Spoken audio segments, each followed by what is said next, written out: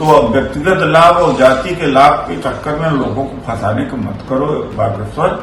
और Bharatiya Janata party RSS का agenda लेके चलने वाला ये आदमी और सबको हिंदू बनाने में चले हैं।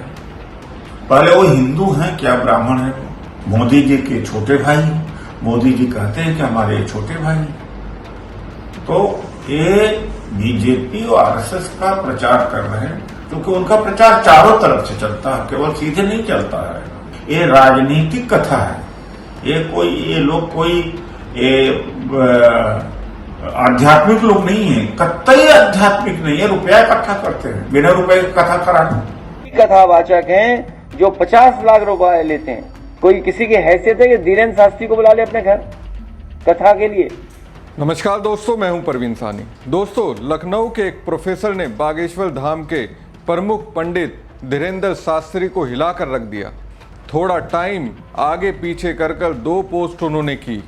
पहला पोस्ट प्रधानमंत्री नरेंद्र मोदी को लेकर किया, दूसरा पोस्ट उनसे कनेक्शन करके धीरेन्द्र शास्त्री पर किया गया। लेकिन दूसरे पोस्ट के साथ प्रोफेसर ने 117 सेकंड का एक वीडियो भी डाला। उस वीडियो को अगर प्रधानमंत्री नरेंद्र मोदी ने देखा होगा या फिर उनके समर्थकों ने देखा होगा, हैरान तो जरूर हुए होंगे। दोस्तों, पंडित धीरेन्द्र शास्त्री पर्ची निकालने में माहिर हैं। पर्ची के जरिए पास्ट लाइफ को बताते हैं, फ्यूचर को सिक्योर करने का दावा करते हैं, हालांकि वर्तमान पर बात नहीं करते हैं। कुल मिलाकर धीरेन्द्र शास्त्री अपनी पर्ची के जरिए लोगों को उम्मीद बेचते हैं और लोग उनसे उम्मीद खरीदते हैं। धीरेन्द्र शास्त्री अपनी जेब भरते हैं, लेकिन इसी के बीच लखनऊ में रहने वाले प्रोफेसर ने उनके धागे खोल कर रख दिए। धीरेन्द्र शास्त्री के लिए फांसी की मांग कर दी। आखिर धीरेन्द्र शास्त्री ने ऐसा क्या किया प्रोफेसर ने जो फांसी की मांग कर दी? 117 सेकंड के वीडियो में ऐसा क्या है जिसके आधार पर प्रोफेसर फांसी से कम कुछ नहीं चाहते हैं? सबसे पहले ये वीडियो देखिए।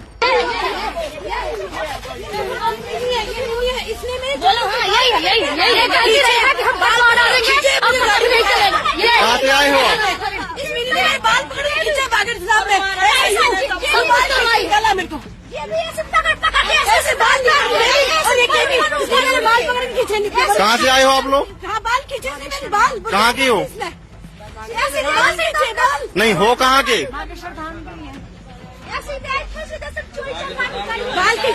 अभी कहाँ जा रहे थे आप? अभी कहाँ जा रहे थे आप? मैम आपसे बात कर रहे हैं, आप अभी कहाँ जा रहे थे? आप मेरे बाल खींचे। आप कहाँ लेके जा रहे थे? अभी कहाँ जा रहे थे? मैं आपसे पूछ रहा हूँ। हमारे प्रेस बाधा तो हम दे रहे थे, हमारे प्रेस बाधा। कोई जवाब क्यों नहीं दे रहे मैडम आप? मेरे बाल पकड़ पकड़ से निकाले, इसने बाल खींच खींच के। आप इनको पहचानती हैं? मिनी है, मिनी है। आप कहाँ जा रही थी? अरे जबरदस्ती लोग हमको गाड़ी में बैठा के पता नहीं कहाँ ले जा रहे थे। आप गाड़ी में क्यों बैठे थे?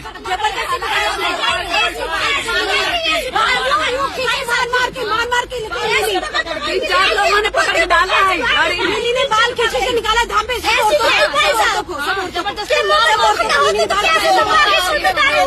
क्या मचा रखा है आप लोगों ने? वहाँ पे क्या मचा रखा है आप लोगों ने बागेश्वर धाम में? मिनी सब औरतों को मारती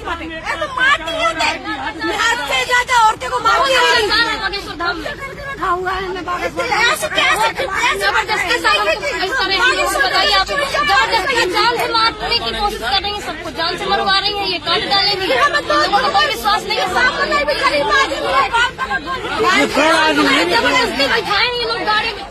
दोस्तों, इस वीडियो को जिसने पोस्ट किया है उनका नाम प्रोफेसर रविकांत चंदन है। रविकांत लखनऊ विश्वविद्यालय के हिंदी विभाग में एसोसिएट प्रोफेसर हैं। दरअसल 28 जुलाई को रात मध्य प्रदेश में छतरपुर में एक एम्बुलेंस पकड़ी गई। उसमें 13 महिलाएं थीं। पुलिस ने पठा चौकी क्षेत्र में एम्बुलेंस को रोका और महिलाओं को थाने लाया गया। वीडियो में एक व्यक्ति एम्बुलेंस ड्राइवर से पूछताछ कर रहा है, जिसमें ड्राइवर कह रहा है कि पन्ना के सेवादार कल्लू दादा ने महिलाओं को महोबा रेलवे स्टेशन छोड़ने को कहा था। वहीं महिलाओं ने आरोप लगाया कि बागेश्वर धाम की सेवादार मिनी ने उनके बाल पकड़कर जबरन एम्बुलेंस में बिठाया।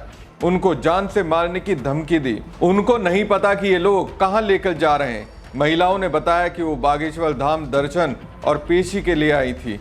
पूछताछ में सामने आया कि ये महिलाएं पिछले 6 महीने से बागेश्वर धाम में रुकी हुई थी। अब जबकि बागेश्वर धाम से इस तरीके की चौंकाने वाली खबर आई तो प्रोफेसर रविकांत ने एक्स पर 2 पोस्ट लिखी। पहली पोस्ट में उन्होंने अमेरिका के भारत पर टैरिफ लगाने के ऐलान को लेकर सरकार को घेरा। वहीं दूसरी पोस्ट में आरोप लगाया कि धीरेंद्र शास्त्री महिलाओं की तस्करी करते हैं। अपनी पहले वाले पोस्ट में रविकांत लिखते हैं, पहले भारतीयों के हाथों में हथकड़ी, फिर सीज फायर की धमकी, अब 25% टैरिफ और जुर्माना। मोदी जी की ट्रम्प साहब से दोस्ती की और कितनी कीमत ये देश चुकाएगा। डूब मरो भक्तों, जुर्माना करने की जरूरत गरीब भारत में भी कभी किसी की नहीं हुई। अपने नॉन बायोलॉजिकल प्रधानमंत्री ने यह दिन भी दिखा दिया। तो डोनाल्ड ट्रंप की अगुवाई में जैसा व्यवहार अमेरिका भारत से कर रहा है, उसके लिए प्रोफेसर रविकांत पीएम मोदी को जिम्मेदार ठहरा रहे हैं। दूसरी पोस्ट में उन्होंने पंडित धीरेंद्र शास्त्री को पीएम मोदी का छोटा भाई करार दे दिया और धीरेंद्र शास्त्री पर महिला तस्करी का आरोप लगा दिया। नॉन बायोलॉजिकल प्रधानमंत्री नरेंद्र मोदी द्वारा घोषित छोटा भाई धीरेंद्र शास्त्री धर्म की आड़ में महिलाओं की तस्करी कर रहा है। इसकी गहन जांच करवाकर दोषी पाए जाने पर धीरेंद्र को फांसी होनी चाहिए। इस वीडियो के आधार पर रविकांत कह रहे हैं धीरेंद्र शास्त्री को फांसी हो। हिंदू राष्ट्र की मांग करने वाले धीरेंद्र शास्त्री प्रोफेसर रविकांत के लिए महिला तस्कर हैं। गंभीर आरोप धीरेंद्र शास्त्री पर प्रोफेसर रविकांत ने लगाए हैं। दोस्तों, प्रोफेसर रविकांत चंदन ने 2 महीने पहले सोशल मीडिया पोस्ट में लिखा, मुस्कान और सोनम रघुवंशी जैसी महिलाएं संगी विचार की उपज हैं। इसको लेकर हसनगंज थाने में प्रोफेसर के खिलाफ शिकायत की गई थी। मुस्कान और सोनम वो लड़कियां हैं जिन पर प्रेमी के साथ मिलकर अपने पति की हत्या का आरोप है। मुस्कान मेरठ जेल में बंद है, सोनम मेघालय पुलिस की कस्टडी में है। प्रोफेसर रविकांत चंदन पहले भी विवादों में रहे हैं। 2022 में वाराणसी के काशी विश्वनाथ ज्ञानव्यापी प्रकरण में उन्होंने विवादित टिप्पणी की थी। 18 मई 2022 को उनसे छात्रों ने मारपीट भी की थी, जिसके बाद एक छात्र को यूनिवर्सिटी से निष्कासित कर दिया गया था। हमारी खबर आपको कैसी लगी कमेंट बॉक्स में कमेंट करके जरूर बताएं। साथ ही पेज को ज्यादा से ज्यादा लाइक और शेयर कीजिएगा। धन्यवाद। कथावाचक हैं जो 50 लाख रुपए लेते हैं। कोई किसी की हैसियत है कि धीरेंद्र शास्त्री को बुला ले अपने घर कथा के लिए?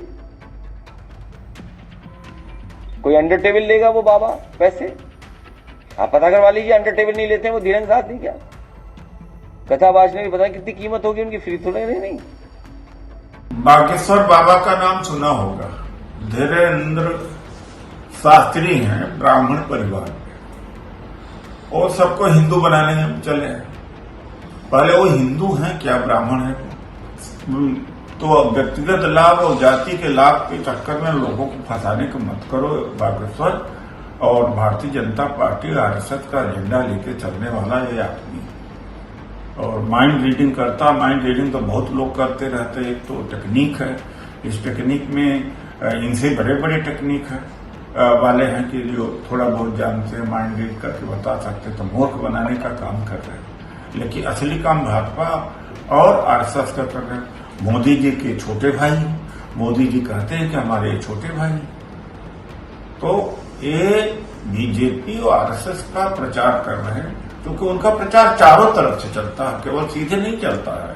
ये एक तरह से प्रचार है। तो मैं पिछड़ों से कहूंगा, दलितों से कहूंगा, आदिवासी कहूंगा कि इनकी कथा में बिल्कुल नहीं आना चाहिए। ये राजनीतिक कथा है। ये लोग कोई आध्यात्मिक लोग नहीं है, कतई आध्यात्मिक नहीं है। रुपया इकट्ठा करते हैं, बिना रुपए की कथा कराना, और सैकड़ों करोड़ का आदमी हो गया है। और वही ये प्रवचन देंगे लोगों से कि अरे जगत मिथ्या है, मोह माया से दूर रहना चाहिए, संपत्ति से दूर रहना चाहिए, और खुद संपत्ति इकट्ठा करते रहते हैं। तो मैं बहुजने तो कहूंगा कि इनके चक्करों में नहीं होना चाहिए, नहीं फंसना चाहिए, और सदियों तक फंसे हुए। और जल्दी निकलो भाई, नहीं निकलोगे तो तुम्हारी पीढ़ियां तुम्हें माफ नहीं